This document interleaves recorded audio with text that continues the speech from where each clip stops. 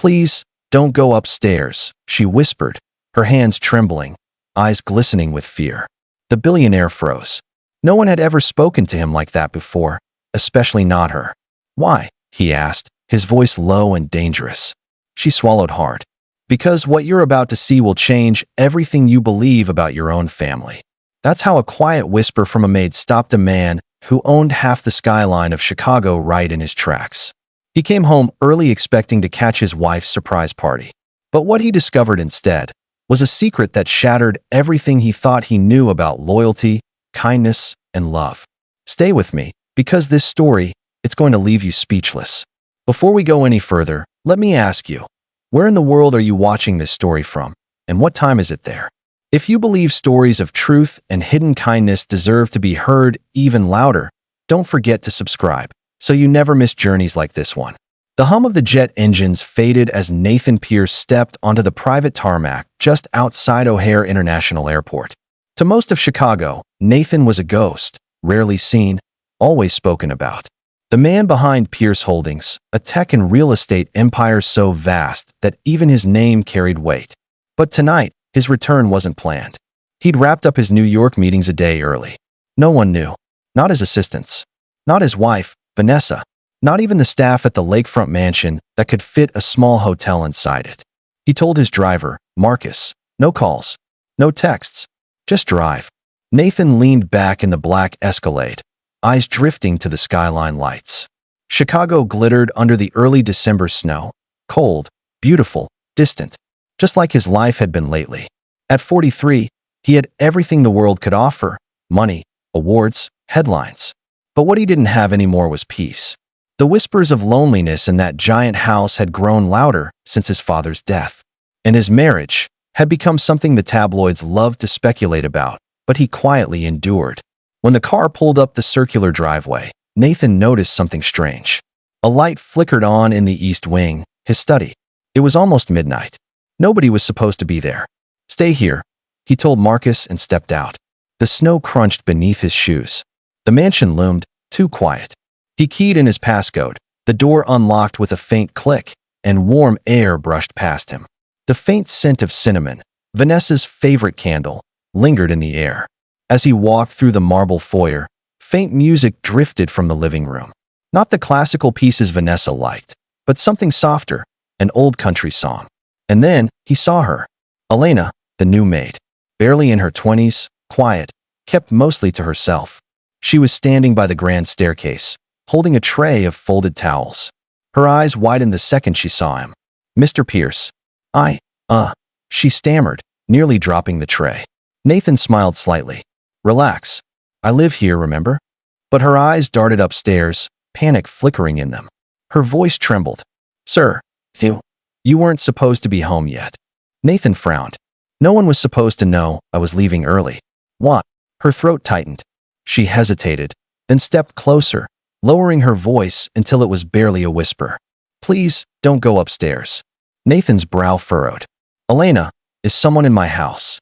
Her lips quivered. Yes, but not who you think. Nathan took a step forward, confusion turning to anger. Who's up there? And that's when she whispered the words that made his pulse stop. It's your wife, sir, and someone you trust more than anyone in the world. The air froze between them. He stared at her, searching her face for any hint of deceit, but all he saw was fear. He didn't speak. He just turned and started walking toward the stairs.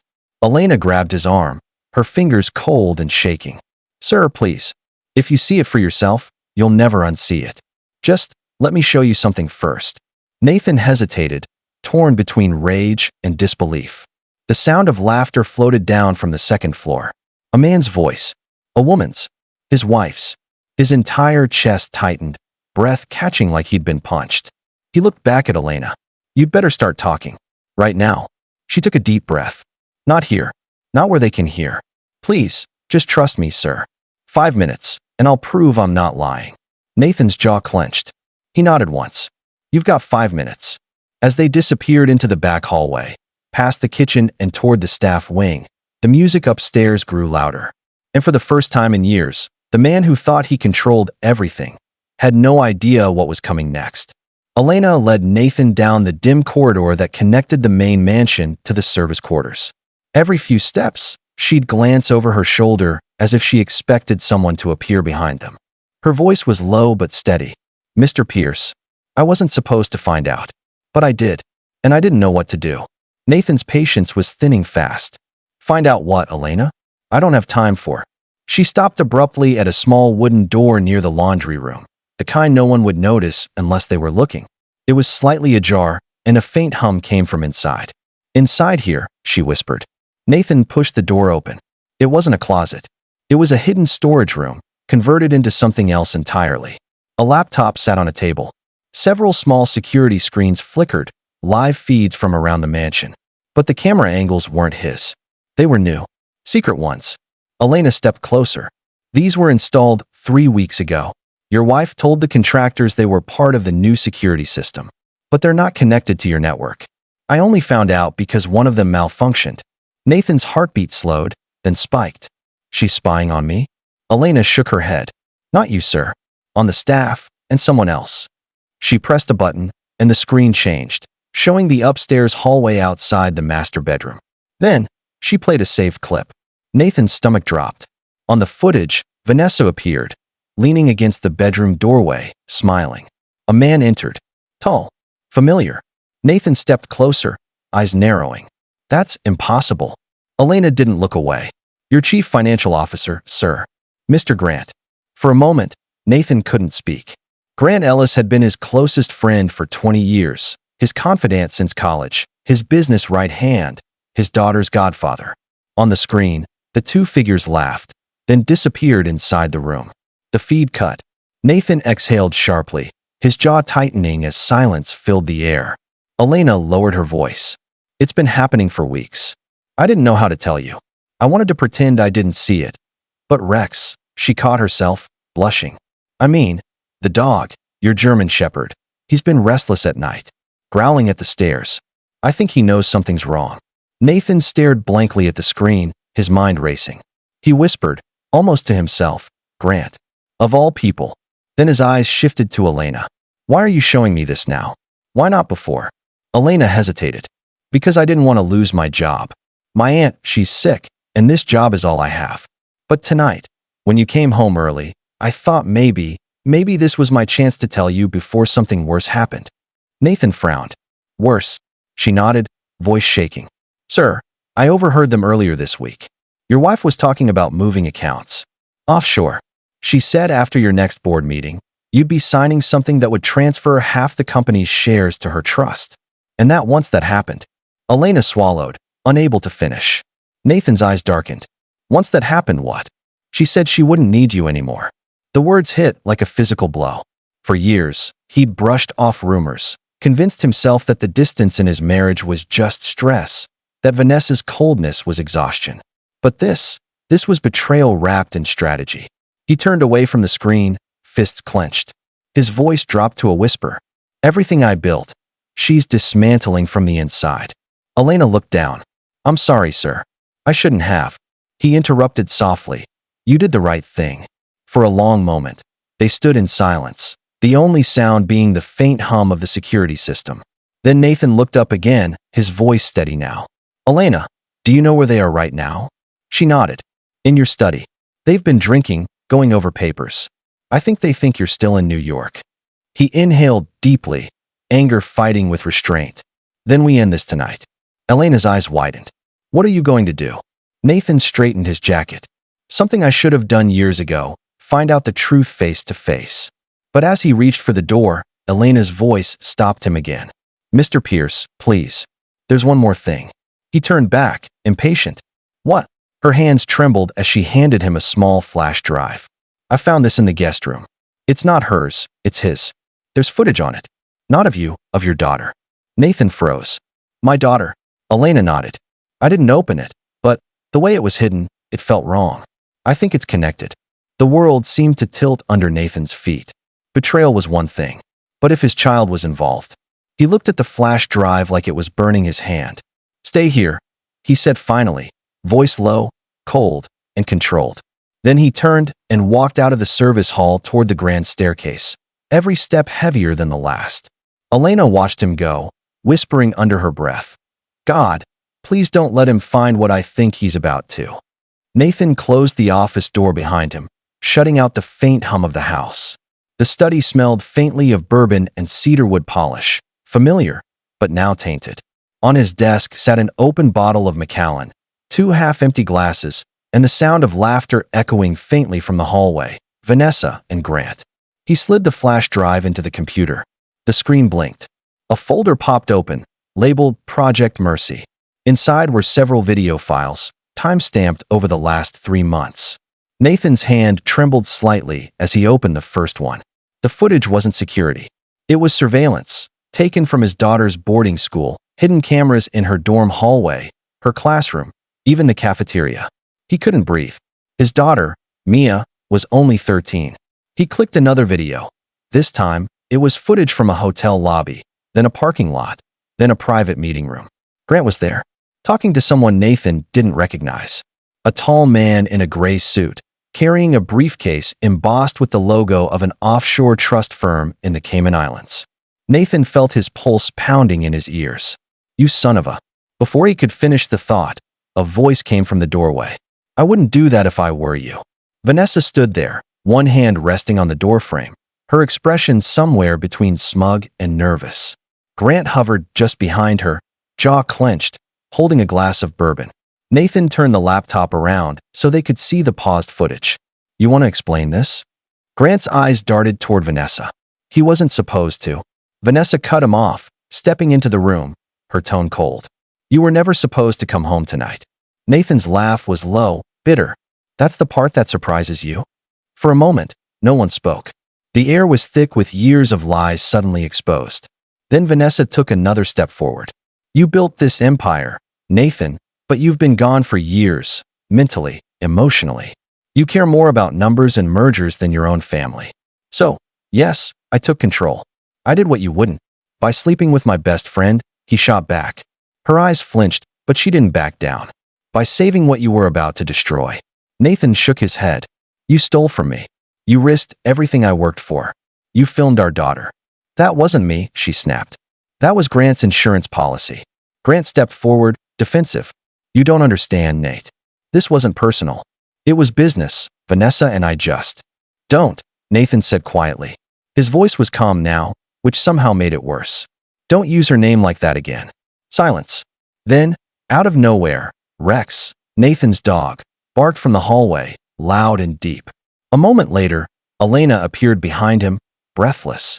Sir, I'm sorry, but there's someone outside, men in black SUVs. I think they're here for you. Nathan turned sharply. What? Grant's face went pale. They weren't supposed to come tonight. Vanessa spun toward him, panic flashing across her face. What did you do? He stammered. I had to make sure everything went smoothly. I told them we'd transfer the files tonight. They must have thought you'd still be in New York.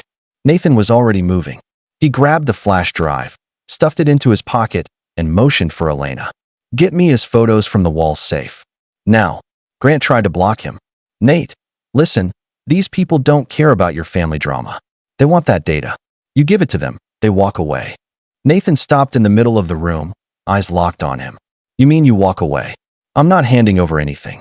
Elena reappeared, clutching an envelope. Sir, the power's flickering. And right on cue, the lights went out. A gunshot cracked through the dark. Vanessa screamed. Grant dove behind the bar. Rex barked, teeth bared, snarling toward the shattered window. Nathan pulled Elena down to the ground, shielding her as shards of glass scattered across the carpet.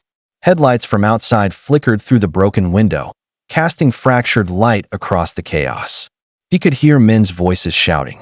One of them yelled, Get the drive. Now. Nathan gritted his teeth. Elena, go to the back hallway. There's an escape hatch under the stairwell. Take Rex with you. Wait for me there. She hesitated. But sir. Go, he shouted. She obeyed, dragging the growling German shepherd toward the exit. Nathan grabbed a fire poker from the wall, moved toward the broken window, and saw 3 men in dark coats moving through the garden. He turned back toward Vanessa, whose mascara streaked as she crouched behind the desk. Are you proud of this? He hissed. You sold us all out. Her voice cracked. I didn't know they'd come for you. I thought it would just be the files. Yeah. he said quietly, stepping past her. That's the problem. You never think it'll be real until it is. Outside, sirens began to wail, faint, but closing in. Nathan glanced at the window one last time, then disappeared into the shadows of the hall. The camera would fade there, the tension high, the chaos unresolved, the audience desperate to know what happens next. The night outside Nathan's mansion had turned wild, wind whipping through the trees, rain slashing against the windows. Flashing red and blue lights painted the driveway as a police cruiser sped past, sirens wailing. Nathan crouched behind the staircase, his shirt torn and streaked with glass dust. He could hear voices outside, the men shouting orders, boots pounding up the steps. He whispered into his phone, voice shaking but controlled. Pike, it's me. Lockwood Estate. 3, maybe 4 armed men. They want the drive. Static. Then the gruff voice of his old security chief broke through. Hang tight, boss. My team's 6 minutes out. Nathan hung up and looked down the dark hallway. Elena was waiting by the service door, Rex at her side, both trembling but alert. He joined them, whispering, "We're going out the back." But before they could move, Vanessa's voice echoed faintly through the dark. "Nathan, please. Don't leave me." Her silhouette appeared in the doorway, soaked from tears and rain. Her once perfect composure was gone. "Please," she begged, "they'll kill me too. You know what they're capable of." Nathan froze. Part of him wanted to walk away, let her face the consequences of everything she'd done. But something about her tone, it wasn't just guilt. It was terror. "Who are they, Vanessa?" he asked quietly. "Who did you call?" She hesitated. "It's not who I called, it's who I owed." Nathan's jaw tightened. "You owed them me, didn't you?" Her voice broke. "They said if I got them the data, they'd clear Grant's debts. But I didn't know it was tied to you, to Mia." Nathan stepped closer, rage boiling just under the surface. "You gambled with our daughter's safety." "I didn't know," she cried. "Grant said it was about the offshore accounts, your old contracts with Lockhart Industries, the military division. They think you're hiding proof of illegal transfers. Money moved through shell corporations you didn't even know existed." Nathan blinked. The flash drive in his pocket suddenly felt heavier. "Elena," he whispered, "we need to go? Now." But before they could move, the front door exploded open with a deafening crash. 3 men in tactical gear stormed in, rifles raised, flashlights cutting through the dark. "Hands up," one barked. Nathan pushed Vanessa behind the stairwell, whispering sharply, "Don't move."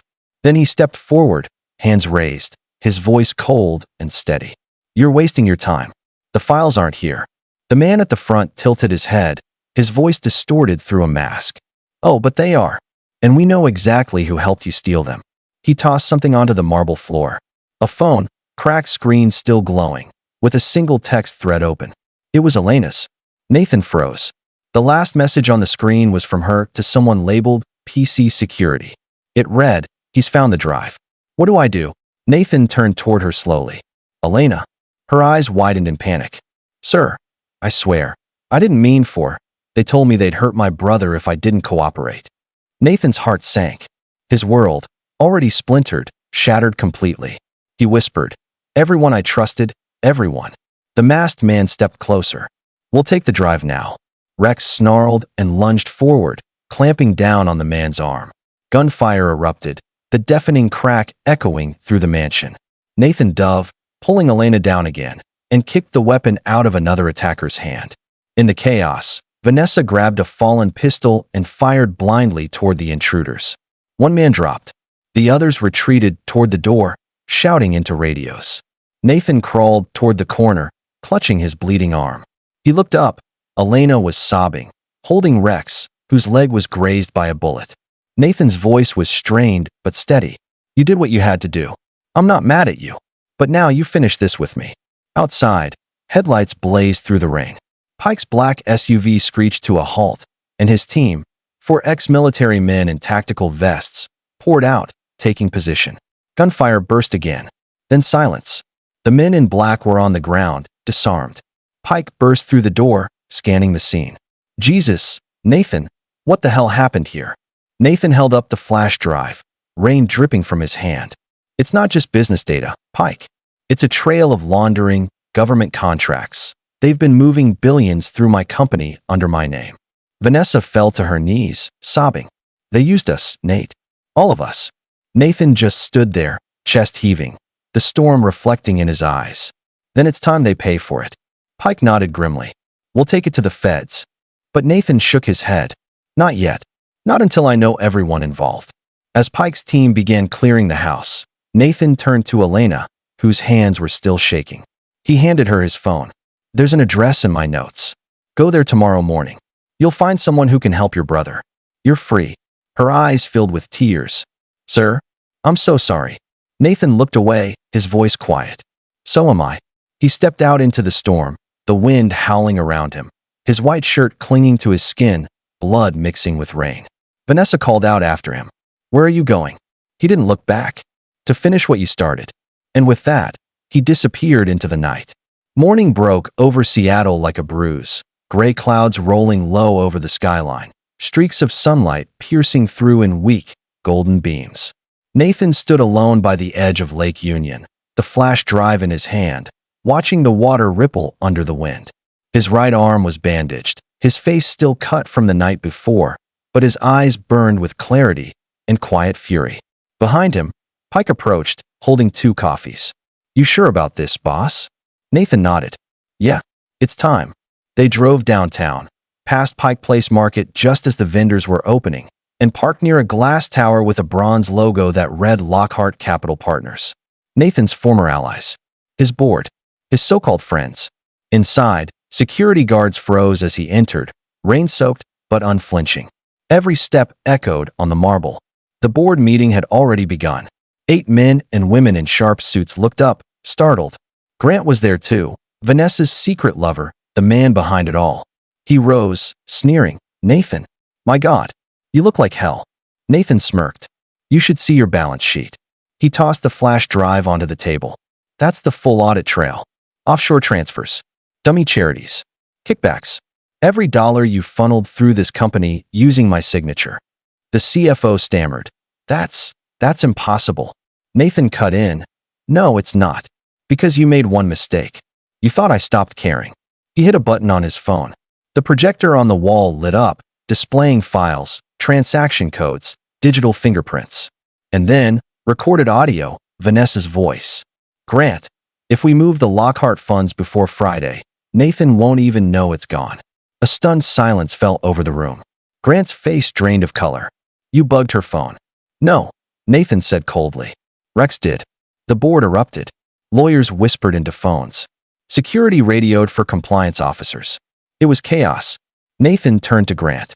You built this empire on greed. I'll rebuild it on truth. Grant lunged across the table, grabbing Nathan by the collar, but Pike was faster. He slammed Grant down, twisting his arm until he cried out. Moments later, police entered the boardroom, escorted by Detective Harris from the Financial Crimes Division. Nathan handed her the drive. She nodded. You just blew open one of the biggest fraud cases we've seen in years, Mr. Cole. You'll be hearing from Washington. Nathan looked out the window at the rain-soaked city below. I'm not looking for fame, he said quietly. Just peace. Weeks later, the Cole estate stood rebuilt, though not in marble and gold. Nathan had sold the company, the luxury cars, and most of his property. In their place stood something quieter, more human, a lakeside rehabilitation ranch in Spokane for veterans, trauma survivors, and abandoned service animals. Rex was there too, healed and playful again, running alongside a dozen rescue dogs. And on the porch, Elena sat reading to a small group of kids from the local foster home. She'd chosen to stay, volunteering instead of running away. Her brother was safe, in treatment, thanks to Nathan. Vanessa, meanwhile, was serving a light sentence after testifying against Grant. She wrote Nathan letters every week, not out of love, but guilt. He never replied. Nathan sat quietly by the water, coffee in hand, watching the sun dip low. His phone buzzed, a message from Detective Harris. You did good. The Justice Department wants to meet you. Said your data saved hundreds of jobs. He smiled faintly and pocketed the phone. Then a soft voice behind him said, Mr. Cole? It was Liam, one of the foster boys, maybe 8 years old, with wide hazel eyes. Can I sit here? Nathan turned, the question echoing like something familiar. He smiled and patted the step beside him. Yeah, buddy. You can sit here. Liam sat, kicking his legs against the dock. Elena says you used to be rich. Like, super rich. Nathan chuckled. Yeah, but I didn't know what rich really meant back then. What does it mean? The boy asked. Nathan looked at the horizon, where the water caught the last orange glow of sunset. It means having something money can't take away. They sat in silence as Rex trotted up, dropping a tennis ball at Liam's feet. The boy laughed, tossing it into the water. The dog leapt in, splashing joyfully. Nathan watched them, his heart lighter than it had been in years. He whispered, maybe this was what it was all for. Then, in a quiet moment, he looked toward the path leading back to the house, where a black SUV had just pulled up. Pike stepped out, serious expression on his face. Nathan, he said, you might want to see this. He handed Nathan an envelope marked confidential. Inside was a photo, grainy, printed from surveillance footage. It was Grant, in handcuffs, but beside him was someone Nathan hadn't expected. Vanessa. She was smiling, not afraid, not broken. Smiling. Nathan stared, frozen. Pike muttered, the feds say she cut a deal, lower sentence, in exchange for something they won't disclose. Nathan's hands trembled as he looked at the photo, then at the child by his side. The calm wind rippled the lake, carrying only the sound of laughter and water. He folded the picture, slipped it into his pocket, and looked out toward the horizon again. His voice was soft, but sure. Some stories don't end. They just begin again. He stood, resting a hand on Liam's shoulder. Come on, buddy. Let's go home. And as the screen faded to black, the narrator's voice returned, low and reflective. That's how a man who thought he'd lost everything learned what real wealth looked like. In forgiveness, in purpose, in people. But if Vanessa's smile meant what Nathan feared, this story might not be over. Should I tell you what happens next? If stories like this remind you that even broken people can find their way back to light, don't just keep scrolling. Subscribe, because our next story might just change how you see redemption forever.